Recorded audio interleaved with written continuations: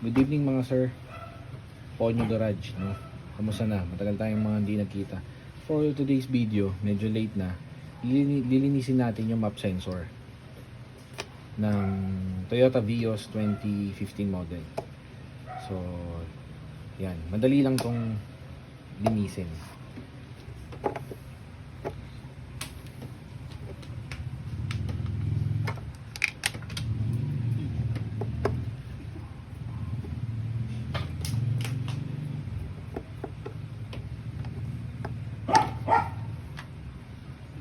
So ito yung map sensor niya. Siya yung nagre-read ng hangin na pumapasok sa air cleaner niyo. So madali lang naman linisin to.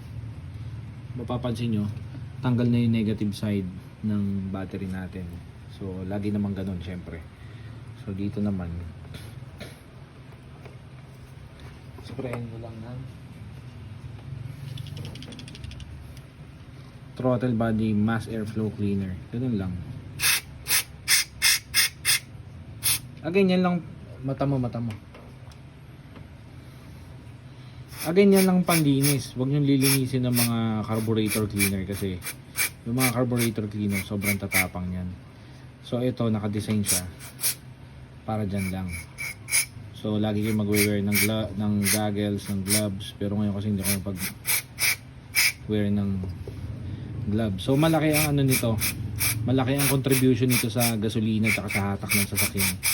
Sa delay, may mga delay din kasi nagkakos din yan. So ganun lang yung paglilinis niyan.